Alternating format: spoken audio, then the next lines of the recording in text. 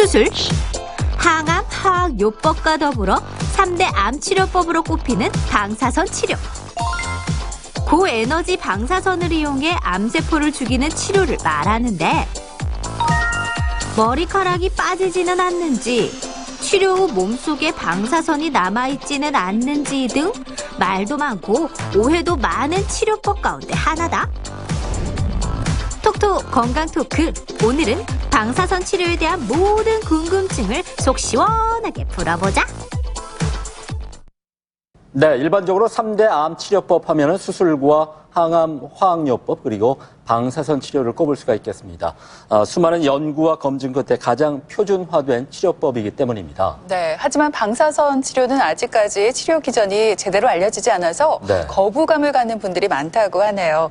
톡톡 건강 토크, 오늘은 이 방사선 치료에 대해서 자세히 알아볼까 합니다. 오늘 도움 말씀 주시기 위해서 대구 가톨릭대학교 병원 방사선 종양학과 설기호 교수께서 나와 계십니다. 안녕하십니까? 안녕하십니까? 반갑습니다. 그럼 먼저 3분 브리핑을 통해서 국내 주요 암 발생 현황과 더불어서 어떤 암들에서 방사선 치료가 시행되고 있는지 먼저 알아보도록 하겠습니다. 교수님 부탁드리겠습니다. 네. 국내 암 현황에 대해서 여러분들은 얼마나 많이 알고 계십니까? 우리 주변에 암 환자들이 많이 있다라고 이야기를 하고 심지어 가족분들 중에서 암을 앓고 계신 분들이 많이 계실 거라고 생각합니다.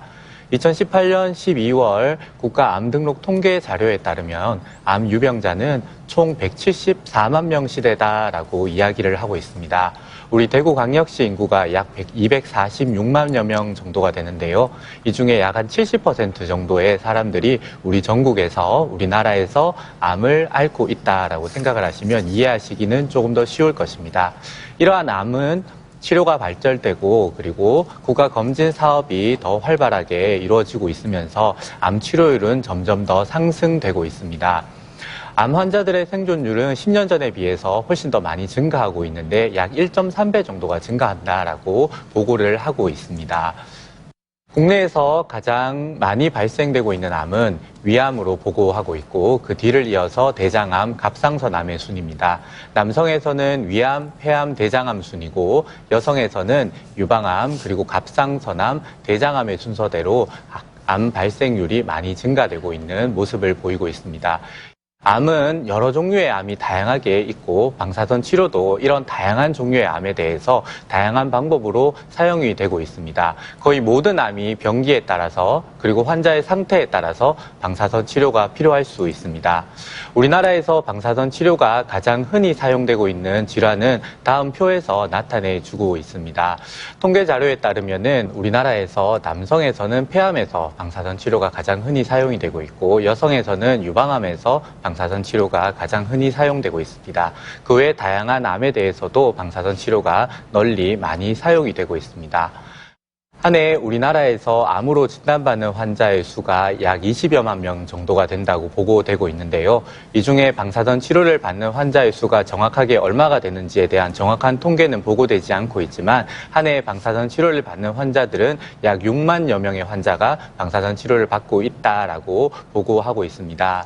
일반적으로 이야기하기에는 조금 비약이 있을 수 있지만 약 전체 암 환자들의 4분의 1 정도가 방사선 치료를 받고 있다라고 이야기를 할 수 있고 이 방사선 치료의 이용률은 매년 더 증가되고 있습니다. 이렇듯 암 환자가 점점 늘어나면서 우리 주변에서 방사선 치료를 받는 암 환자도 종종 볼 수 있게 됩니다.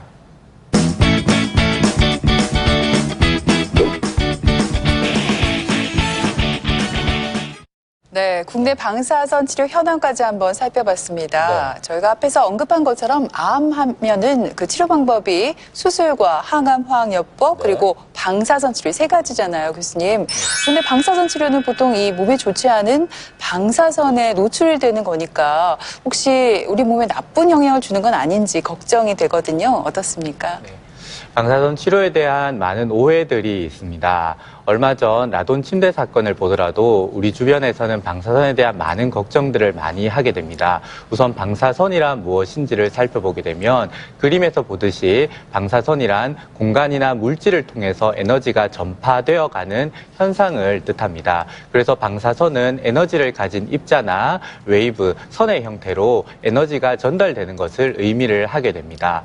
우리 주변에는 다양한 방사선이 존재합니다. 시청자 여러분들도 지금 집에서 TV를 보고 계실 텐데요. TV에서도 전자파가 나오게 됩니다. 그리고 이 스튜디오에서도 조명이 밝게 비추고 있는데요. 이 조명빛도 일종의 방사선입니다. 방사선은 우리 주변 환경과 밀접한 영향을 가지고 있고 우리의 생활 속에 깊이 녹아들어져 있습니다. 다양한 방사선들이 존재하지만 이 중에서 일정한 세기 이상의 세기를 가진 방사선들은 우리 몸에 조사가 되었을 때 이온화라는 특정 반응을 일으키게 됩니다. 그러한 강한 세기를 가진 방사선이 우리 몸에 조사되었을 때 나타나는 현상을 사용을 해서 엑스레이 등의 사진 촬영을 한다거나 고에너지의 방사선을 사용을 하여서 암세포를 죽이는 방사선 치료를 시행을 하게 됩니다. 일반적으로 사회 어디에서나 방사선에 대해서 이야기를 할 때 합리적으로 달성 가능한 한 방사선은 낮게 쬐이는 것이 맞다라고 이야기를 하고 있습니다. 의료에 있어서 그럼 방사선은 어떻게 사용을 할까요? 방사선은 예상하는 임상적인 이득이 방사선의 위험을 포함한 모든 부담보다 더 클 때, 즉 실보다는 득이 더 클 때 방사선을 사용을 하게 되고 그리고 환자에게 주는 선량이 의료 목적으로 적합하고 그리고 불필요하거나 비생산적인 방사선을 회피하고 최소화하는 방향으로 의료에 있어서 방사선이 사용되고 있습니다. 그리고 여러 연구들을 통해서 안전하다라고 하는 선량 한도 내에서 방사선이 이용되고 있기 때문에 이 방사선의 사용은 의료에서는 안전하다. 그리고 다양한 법규와 규제에 의해서 보호되어지고 있고 안전하게 사용이 되고 있다라고 이해를 하시면 될 것 같습니다. 방사선 치료는 암에 대해서 다양한 목적으로 사용을 하게 됩니다. 완치를 위한 목적으로 근치적인 방사선 치료, 그리고 수술이나 항암화학요법과 함께 보조적인 방사선 치료로 사용을 할 수 있고 또는 말기 암 환자에서 증상을 완화시키기 위한 완화적 방사선 치료, 즉 고식적인 목적의 방사선 치료를 사용을 할 수 있습니다. 그렇기 때문에 우리 몸에서 초기든 말기 암 환자이든 다양한 환자에서 방사선 치료가 적용이 되고 있고 이 방사선 치료는 수술을 조금 더 용이하게 하도록 하기 위해서 또는 유방암 등에서 미용적인 목적에서 유방을 보존하기 위한 등의 방법으로 수술과 병용에서 사용되기도 하고 방사선 단독으로 또는 항암화학요법과 단독으로 시행을 했을 때 치료에 어려움이 있는 경우 동시 병용으로 치료 효과를 더 높여서 치료를 시행하는 방법으로 항암화학요법 또는 수술 등의 다양한 치료 방법과 병용에서 함께 사용되기도 합니다. 이 교수님 그런가 하면 방금 말씀하신 이 방사선 치료도 하나의 방법이 아니라 여러 가지 방법으로 나뉜다고 들었거든요. 네. 어떤 방법이 있는지 궁금하고 앞에서도 교수님께서 이 방사성을 이용해서 이제 암세포를 죽인다고 하셨는데 이게 잘 이해가 안 돼요. 저희가 흔히 생각하면 왜 레이저 빔 쏘듯이 암세포를 이렇게 공격을 하는 그런 차원인가요? 네, 그렇게들 많은 분들이 이해를 하고 계십니다. 그러나 실상은 조금 다른데요. 제가 거기에 대해서 차근차근 설명해 드리겠습니다. 방사선 치료는 크게 두 가지 방법으로 사용이 됩니다. 외부 방사선 치료, 즉 방사선을 만들어내는 근원이 밖에 있고 우리 몸에서 방사선이 빛을 쬐어서 치료를 하는 것, 또는 우리 몸 내부로 방사선을 내뿜는 방사성 동위원소 등을 삽입을 해서 내부에서 방사선을 쬐이도록 하는 외부 방사선 치료의 방법과 내부 방사선 치료의 방법으로 크게 나눌 수 있습니다. 일반적으로 방사선 치료, 그렇게 이야기를 하면 외부 방사선 치료가 일반적으로 널리 받아들여지고 있습니다. 외부 방사선 치료는 2차원 방사선 치료, 3차원 입체조형 방사선 치료, 세기조절 방사선 치료, 그리고 방사선 수술, 정위적 방사선 치료 등의 다양한 방법으로 사용이 되고 있는데요. 이 방사선 치료는 가능한 한 종양을 완전히 제거하면서 정상 조직의 구조적, 기능적 손상이 없는 방향으로 방향으로 방사선 치료가 진행이 되고 있습니다. 이러한 방사선 치료는 다양하게 발전이 되어 오고 있는데요. 오늘날의 모든 방사선 치료는 3차원 입체조형 방사선 치료라는 이름 하에 전산화 단층 촬영 영상을 이용을 해서 전산화 치료 계획 시스템을 도입을 해서 그림에서 보시듯이 CT 등을 이용을 해서 환자 내부의 장기들을 확인을 하고 그 내부의 종양의 위치를 명확하게 확인을 한 뒤에 방사선을 이러한 방향 저러한 방향 여러 가지 세기로 다양한 방법으로 치료를 할 수 있는 방법이 개발되고 사용이 되고 있습니다. 특히 최근에는 세기 조절 방사선 치료라는 방법으로 그림에서 보시듯이 중요한 장기들, 방사선에 민감하고 우리가 다치면 안 되는 위험 장기들을 최대한 보존하고 종양이 있는 조직에는 충분한 양의 방사선이 조사되도록 하는 특별한 방법으로 방사선 치료가 안전하게 잘 사용되고도 있습니다. 지금 현재 그림에서 제가 보여드리는 부분들은 전립선 암의 방사선 치료의 예를 보여드리고 있습니다. 동그란 부분들이 직장이라고 적혀있는 붉은색의 원이 우리 전립선 뒤쪽에 있는 직장이고요. 이 부분들이 방사선 치료를 하게 될 때 부작용으로 가장 크게 걱정이 되고 문제가 되는 부분들인데 세기조절 방사선 치료에서는 그림에 점선으로 보시듯이 직장을 최대한 보존하면서 전립선의 모양에 맞추어 예쁘게 전립선에만 고에너지의 방사선을 조사함으로써 부작용을 최소화하면서 치료 효율을 조금 더 높이는 방법으로 방사선 치료가 안전하게 사용이 되고 있습니다. 최근에는 영상 유도 방사선 치료라고 해서 방사선 치료 계획을 한 CT 영상과 치료실 내 환자의 실제 영상을 확인을 해서 비교해서 위치가 정확하게 맞는지 우리가 정밀하게 종양을 치료하고 있는지를 확인을 해서 치료하는 새로운 방법들이 많이 개발되어지고 있고 그리고 조금 더 나은 방법으로 부작용을 최소화하면서 종양에 많은 양의 방사선을 주기 위한 여러 가지 노력들이 시도가 되고 있습니다. 그럼 이렇게 방사선 조사를 하게 되는데 이 방사선이 우리 몸에 들어와서 어떻게 암세포를 죽이는지에 대해서 궁금하실 것입니다. 이것은 우리가 일반적으로 생각하듯이 강한 빛을 쬐어서 암세포를 태운다는 개념하고는 조금은 다른 이야기입니다. 그림에서 보듯이 조금 어려운 이야기이기는 한데요. 방사선 치료의 목표, 표적은 우리 몸의 암세포 내의 DNA를 파괴하는 것입니다. 우리 몸에는 세포로 구성이 되어져 있고요. 세포 내에는 핵이 있고 그 핵 안에는 DNA라는 것이 있습니다. 이 그림에서 보시듯이 DNA에 이중 나선 구조로 되어져 있는 복잡한 구조가 있는데요. 방사선이 들어와서 이 이중 나선 구조를 파괴시켜 버리게 됩니다. 그렇게 되면 염색체의 변이가 일어나게 되고 이 염색체의 변이를 통해서 그 세포가 죽게 되거나 증식을 멈추게 됩니다.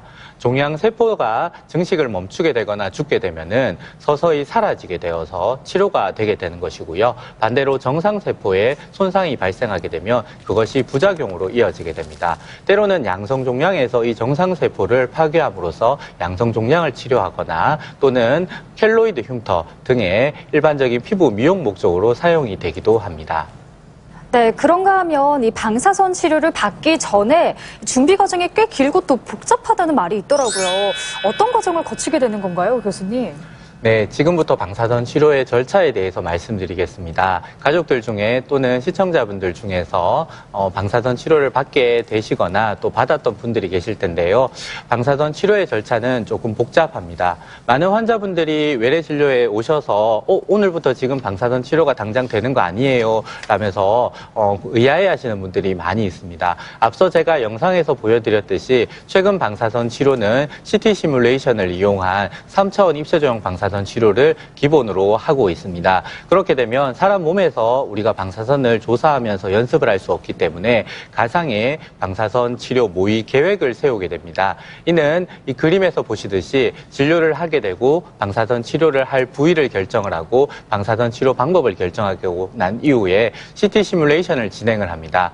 실제로 치료실에서 방사선 치료를 시행하는 것과 동일한 자세로 시뮬레이션 모의 치료실에서 CT를 찍게 되는데요. 그 CT 영상을 가지고 우리가 컴퓨터 안에 복잡한 치료 계획을 세우게 됩니다.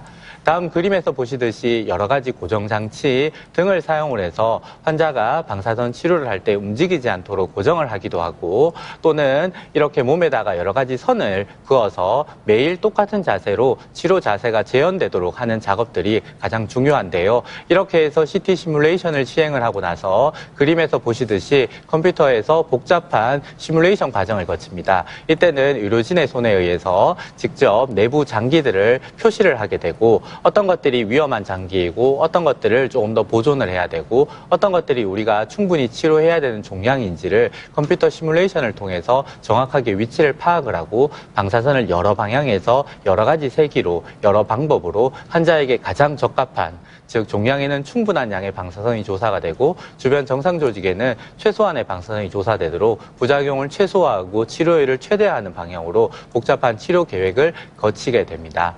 그림에서 보시는 것은 실제 치료실의 화면입니다. 치료실에서 그림과 같은 치료기기를 이용을 해서 치료를 하게 되는데요. 그림처럼 환자분께서 누워있게 되면 바깥에서 방사선이 노란색 화살표처럼 이렇게 나아가서 환자 몸에 조사를 하게 됩니다. 이 방사선 치료기기는 그림에서 보시는 빨간색 화살표처럼 여러 가지 방향으로 움직일 수 있게 되기 때문에 360도 어느 방향에서 안전하게 환자분의 종양을 치료할 수 있도록 설계가 되어져 있고요. 이런 방법으로 우리가 방사선 치료를 복잡하고 정밀하게 시행을 하게 됩니다. 네, 암과 방사선 치료에 대해서 알아보고 있는데요. 그렇다면 방사선 치료는 치료 기간이 얼마나 소요가 되는 건지, 이 암의 종류에 따라서 물론 달라지겠지만은 완치율은 얼마나 되는지 이것도 궁금하거든요, 교수님. 네, 방사선 치료는 굉장히 다양한 방법으로 시행이 될 수 있습니다. 그래서 전체 소요 시간은 굉장히 다양합니다. 우리가 특정 약제를 복용을 하게 되면 어떤 약은 하루 하나씩 복용하는 약이 있고 어떤 약은 아침, 점심, 저녁으로 또는 어떤 약은 일주일에 한 번 복용하는 약이 있듯이 방사선 치료도 암종의 종류에 따라서 그리고 방사선 치료의 방법에 따라서 방사선 치료 조사 선량에 따라서 굉장히 다양하게 이루어집니다. 최근에는 정밀한 방사선 치료 방법이 많이 발전되고 있기 때문에 한 번에 고에너지에 고설량을 조사를 해서 방사선 수술이라는 개념으로 1회 또는 3번에서 5번 정도의 짧은 방사선 치료 기간을 가지는 치료들도 많이 시행이 되고 있지만 전통적으로 방사선 치료는 긴 호흡을 가집니다. 한 번에 많은 양의 방사선을 조사하게 되면 암 조직의 손상뿐만 아니라 정상 조직의 손상들도 유발할 수 있어서 심각한 부작용을 낳을 수 있기 때문에 한 번에 많은 양을 조사하는 것들이 아니라 여러 번에 걸쳐서 다양한 방법으로 방사선 치료를 하게 됩니다. 한 번에 많은 양의 방사선을 조사하게 되면 암세포뿐만 아니라 정상 조직도 손상을 받지만 여러 번에 걸쳐서 방사선 치료를 하게 되면 암세포의 손상은 한 번에 많은 양을 줄 때와 큰 차이가 없으면서 정상 조직의 손상을 최소화할 수 있기 때문에 일반적으로 분할 치료를 하게 됩니다.